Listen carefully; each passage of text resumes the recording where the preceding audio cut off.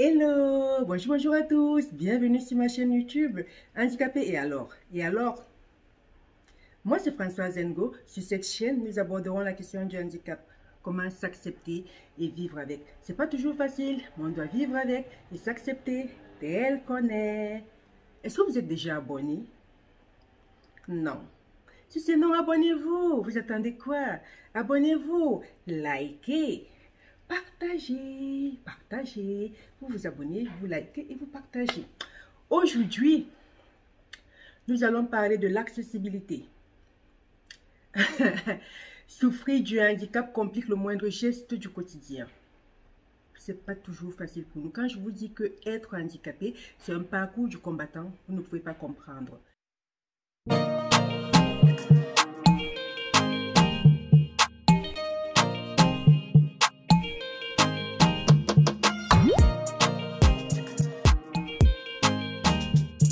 Chaque trajet doit être réfléchi. Comment est-ce que je vais faire? Il y a plein d'obstacles qui se trouvent en travers de la route, que les valides ne remarquent même pas. Ils les esquivent ou les enjambent. Mais nous, autres handicapés, nous réfléchissons 10 fois. Comment est-ce que je vais faire pour traverser? Comment est-ce que je vais faire pour aller de l'autre côté? Vous, ça ne vous traverse même pas l'esprit. Pour vous, c'est naturel.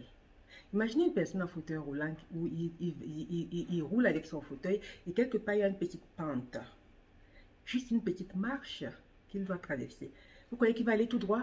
Il va réfléchir. Il va faire une marche arrière. Il va réfléchir comment faire pour traverser cette petite marche-là. Pour un valide, c'est rien du tout. Il met juste un pied déjà de l'autre côté. Donc pour nous, chaque sortie, chaque chose que nous devons faire, nous réfléchissons. C'est pas toujours facile. Moi, je vais parler de la ville dans laquelle je vis. Je vais parler de Paris. Est-ce que Paris est accessible pour les personnes handicapées? Les valides me diront oui, mais les invalides me diront non. Les malvoyants me diront non. C'est pas accessible pour nous. Je vous prends chaque fois, je me souviens quand je suis arrivée en France, déjà en Afrique, c'était compliqué pour moi de me déplacer. Je me déplaçais toujours en moto. La moto venait me chercher le matin devant la maison parce que ma route était pleine de gravier. Donc je ne pouvais pas monter ni descendre. J'avais peur. Donc la moto venait me chercher à la maison et me ramenait. Tous les soirs, c'était pareil. J'arrive en France, j'habite dans le 13e, d'abord dans le 78. À la gare, c'était très bien. Il y avait l'ascenseur. Donc quand j'arrivais à la gare, je prenais l'ascenseur, c'était facile pour avoir le bus. Donc pas compliqué du tout. Maintenant, j'arrive à Paris. C'est une autre paire de manches. J'habite le 13e. Il y a une ligne qui m'a marqué dans le 13e arrondissement. C'est la ligne 6. La ligne 6 n'est pas du tout accessible, mais c'est la pire des pires. Combien de fois je suis arrivée, j'ai pris la ligne 6, n'importe où, j'arrive à Place d'Italie, je sors du métro, je m'arrête, il n'y a pas d'escalator, il n'y a pas d'ascenseur, je m'arrête, je regarde d'abord les escaliers, je les compte, il y a 3 niveaux d'escalier de au moins 10 ou 15 marches. Donc, je les regardais d'abord. Je suis là, je regarde et les gens venaient parfois. Madame, vous avez besoin d'aide? Je dis non. Vous ne pouvez pas comprendre que je réfléchissais. Comment est-ce que je vais faire pour arriver là-haut? Comment je vais faire? Est-ce que je pourrais arriver là?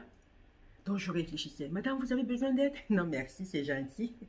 Ça va aller. Mais ça ne va pas aller. Je suis en train de réfléchir là. Donc, chaque fois, quand je montais un niveau, je m'arrêtais, je respirais. Je montais un deuxième niveau, je m'arrêtais, je respirais. Jusqu'au bout. Et c'est pas fini. Il y a encore 3 marches qu'il faut prendre. Je reprenais encore les 3 marches. Et pour sortir, il y avait l'escalator. Imaginez le jour où l'escalator ne marche pas. Il y a encore au moins 15 marches à monter pour arriver à haut, à la sortie de la place d'Italie. Ce métro, il m'a marqué. Pas en bien, en mal. Combien de fois j'ai fait des chutes en voulant descendre les escaliers. J'ai fait des plongeons. Je tombais et les gens venaient me récupérer en bas ou alors ils me bloquaient. Pas toujours facile, très compliqué. L'accessibilité dans Paris. Pas du tout accessible pour nous. Fauteuil roulant, il ne peut pas descendre. C'est pas du tout accessible. Pour les valides, c'est naturel. Traverser une marche, c'est rien du tout. Moi, quand je sautais, je prenais une marche. Donc, une marche, je la faisais en deux. Je voyais un valide qui fait 3 marches. 2 marches, 3 marches, 2 marches, 3 marches. Et je dis, j'aimerais bien faire ce qu'il fait là. Je crois que c'est facile. C'est juste dans mon cœur, j'aimerais faire, mais je ne peux pas le faire. Dans ma tête, j'aimerais le faire, mais je ne peux pas le faire. Donc, l'accessibilité, pas facile pour nous. Est-ce qu'on peut faire, est-ce que nos gouvernements peuvent faire quelque chose pour que la ville de Paris, pour ceux qui sont à Paris, pour ceux qui sont dans toutes les autres villes, est-ce qu'on peut faire un effort pour que ces villes soient accessibles pour nous autres personnes à mobilité réduite? On nous appelle encore PMR. PMR, c'est personnes à mobilité réduite. Est-ce qu'ils peuvent faire quelque chose pour nous? Moi, parfois, je dis aux gens, mettez-vous un peu dans la peau d'un handicapé. Une journée, bon, une journée c'est trop, une demi-journée, juste une demi-journée, je te mets dans la peau d'un handicapé.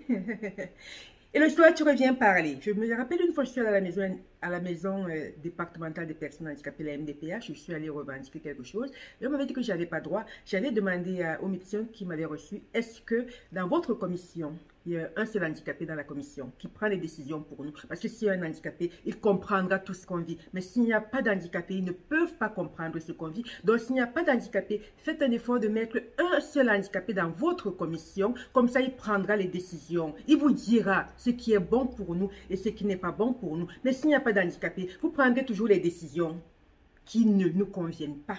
Parce qu'il n'y a pas quelqu'un qui vit le handicap parmi vous. Donc, je vous mets un défi. Essayons de voir. Qui est-ce qui peut essayer de jouer le rôle d'une personne handicapée pour une demi-journée? Parce qu'une journée, c'est trop vous demander. Une demi-journée. Il se met dans un fauteuil roulant et il essaie de vivre la vie d'une personne à mobilité réduite. Et après, il comprendra ce que c'est que le handicap. Il comprendra ce que nous vivons au quotidien. Parce que pour nous, nous déplacer, tout ce que nous faisons, c'est un parcours de combattant. Je connais une dame qui m'a dit un jour, elle est malvoyante, que quelqu'un lui a dit, « Madame, venez, je vais vous aider à traverser la rue. » Mais qu'est-ce que cette personne a fait? Au lieu d'aider la dame à traverser la rue, il a carrément mis la dame dans une flaque d'eau. Dans une flaque d'eau. Regardez à quel point l'être humain peut être méchant. Pourquoi il sait que la dame ne voit pas? Pourquoi il dit qu'il va l'aider? Mais en fait, il ne l'aide pas, il veut se foutre d'elle. Il l'a carrément mise dans une flaque d'eau. Vous pensez à notre ressenti? Non. Vous ne pensez pas à notre ressenti? C'est pas toujours facile pour nous, mais on doit se battre. On doit se battre. Moi, je me bats comme une lionne. Quand quelqu'un me dit, madame, ça va aller, bonne guérison, je le regarde, je dis guérison. C'est un mariage sans divorce. Je ne vais jamais, jamais me séparer de ceci. Je pourrais avoir dit, mec, on va se séparer, mais mes béquilles, je ne pourrais pas m'en séparer. Je les aurai toujours, ça fait partie de moi. Ce sont mes autres jambes. Et quand je vous dis, l'accessibilité n'est pas donnée, l'accessibilité, nous ne l'avions pas. Nous aimerions nous débrouiller. Nous aimerions que Paris, toutes les villes, soient accessibles pour nous. Donc, mettez-vous à notre place. Essayez de jouer le jeu. Et comme ça, tout le monde pourra prendre la décision qui s'impose pour les personnes handicapées. Comme ça, quand on va sortir une pétition, vous allez toute la voter. Vous allez tous la voter en disant cette pétition peut être bien parce que moi, j'ai essayé le handicap. C'est pas du tout facile. Vous allez vous battre pour nous. J'espère que vous compatissez avec moi. Je n'ai pas besoin qu'on ait pitié de moi. Votre pitié là, j'en veux pas. Les gens qui viennent me dire, oh courage, j'en veux pas. Traitez-moi comme vous, traitez-moi comme votre égal. Voilà ce que je veux. Mais la pitié, non, merci. Très peu pour moi, j'en veux pas. Non, non, non, non, non, non, non, non, non, non, non. Voilà, c'était juste la petite leçon d'aujourd'hui. Nos villes ne sont pas accessibles pour les personnes handicapées. Pas du tout. Donc il faut juste qu'on essaye de revoir certaines petites choses. Comment faire pour rendre toutes ces villes accessibles pour les personnes à mobilité réduite, pour les personnes malvoyantes. Ce serait déjà bien. Et nous pourrons nous déplacer sans problème. Pour la prochaine vidéo, je vous parlerai de l'autonomie. L'autonomie. Comment j'ai fait moi pour avoir mon autonomie. Qu'est-ce qui m'a poussé à chercher cette autonomie-là? Je vais vous raconter ce qui m'a poussé à chercher l'autonomie. Parce que j'en pouvais plus.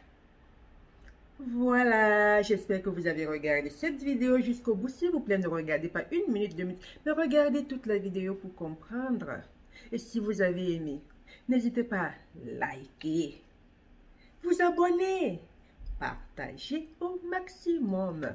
nous nous retrouvons la semaine prochaine pour une autre vidéo où nous allons parler de l'autonomie. Bisous, bisous, bisous. Bye.